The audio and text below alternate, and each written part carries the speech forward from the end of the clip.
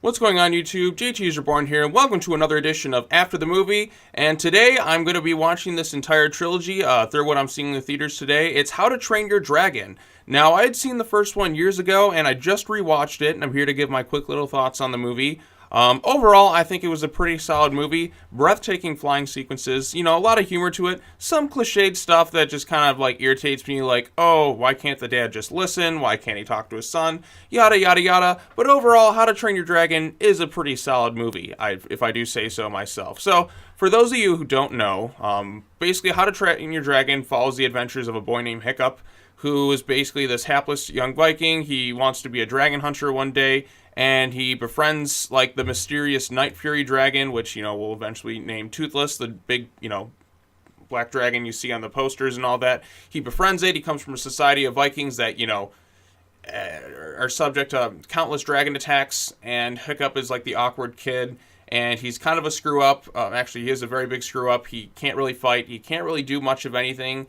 Except he has some wits to him, and his dad is like the leader of the village. His dad is named Stoic, and he's voiced by Gerard Butler, which is pretty cool. It's nice to see Gerard Butler in a good movie for a change. And then he also has like this girl he likes named Astrid, and he eventually befriends this dragon, and they become friends, and he's got to show people like, dragons aren't so bad once you get to understand them, and they come to find that the dragons are basically like living in fear of another dragon, this monstrous nightmare-looking dragon that's huge. It's way bigger than everything else. And then Hiccup has to go the distance to try and prove to everyone that dragons are okay, and he's got to, in essence, save the day. So, How to Train Your Dragon came out in 2010. It was a pretty, good hit when it came out. It wasn't like this groundbreaking, it wasn't like this huge hit. It didn't open as strongly as some people thought it would. But the thing that made How to Train Your Dragon special was that it had a huge amount of legs when it came out. I remember seeing this one come out, and everyone was just going like, well, not everybody, like, it had great staying power because of the goodwill of this movie. It is, in essence, a very strong, solid movie, and there's some great sequences here with the flying. The flying, for instance, is outstanding. The flight sequences, I wish I would have seen this in 3D, because I remember hearing, like, this is back during the 3D craze when it was kind of like in resurgence right after Avatar, and people were like, oh, 3D this, 3D that. Nowadays, like, everyone's just like, who gives a shit about 3D? And yeah, I don't really go see movies in 3D anymore. Once in a while, I'll go check out something on the IMAX 3D, but that's, very rare. But, this one actually, animation is what I feel is the best avenue to watch 3D movies in.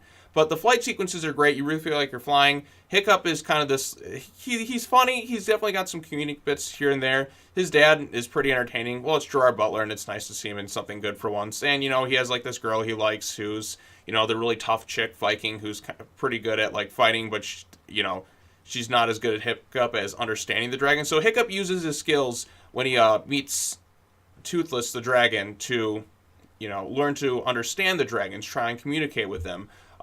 Befriend the dragons even. And it's really touching to see. I love the relationship between Hiccup and Toothless. I think it's great. I love the sequences where they're just, at odds and kind of coming together, and it's told without really any sort of dialogue. I love when movies can tell you something, show you, not tell necessarily. And I think this movie does that quite well.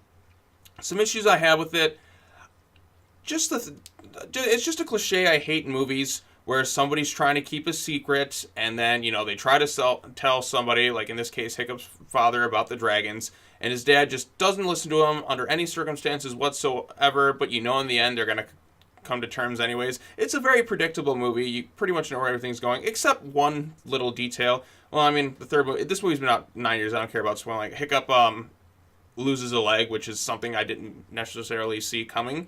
Even when I rewatched it, I completely forgot about that bit, and I'm looking forward to seeing what they do with the second one. But yeah, Hiccup loses a leg, and his dad and them, they all, at the end of the movie, befriend dragons after they stop this nightmare monster dragon, and I'm curious to see where it goes from here. I know there's some TV show spin-offs from here, but I don't have time to watch those right now. Maybe I'll watch them after I see the third movie.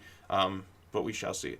But yeah, I like the characters in this one. I do hate that cliche in movies where, like I was saying, the dad has like a vengeful thing against dragons. The son does not. the son tries to tell the dad, like, hey, look, this is how I'm doing it. The dad thinks he's really something else, but at the end of the movie, they're going to get together and be fine anyways.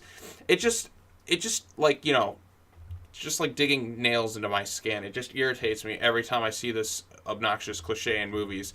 I'm just like, oh, will you just freaking talk and listen? It's like, oh God, it's just like one of those things. It's just like, oh, here we go again. I've seen this done in so many movies. It just irritates me every time I see it. And I understand why they included it in the story. I understand that like that's how they have to get to that trusting moment, but I've seen it so many times. I know where it's going to go, and it just feels like it's just wasting my time. But other than that, I really like the movie. It's solid. The only thing that happened with this movie is it was overshadowed by the much better Toy Story 3. But How to Train Your Dragon is still a pretty great movie. If you haven't seen it, I recommend checking it out. Pretty much spoil things. Oh, another thing, the music. The music is outstanding. It definitely sounds Hans Zimmer-esque, but it wasn't by Hans Zimmer.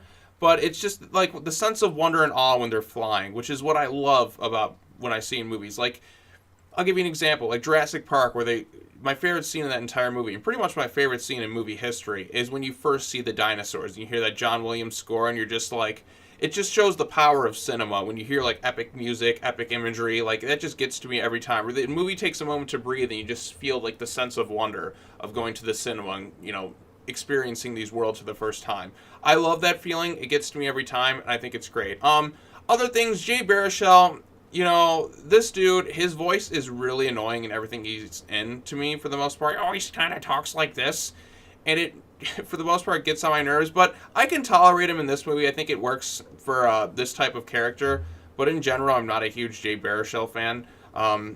He just kind of gets to me. Jonah Hill's in this one, too. He's kind of like this, guy who tries to be tough. And McLovin, Christopher Mintz-Plasse, he's in it, too. I don't know if they're in the sequel, but I'm looking forward to watching it, so I'm just going to kind of cut this video short here. I know this isn't a great review, and this is just initially after seeing it, but I do recommend checking out How to Train Your Dragon. I'm curious to see how this second movie is going to be. I hear it's a lot darker and more mature, so we shall see. So that's all I got to say. Happy Groundhog Day. Speaking of which, there will be a video review of Groundhog Day coming up tonight because I fucking love Groundhog Day, and I have to find some way to incorporate that into the day. But for all of you watching this video, thank you so much. Take care now. Bye-bye then. I'll see you next time. Time to watch How to Train Your Dragon 2.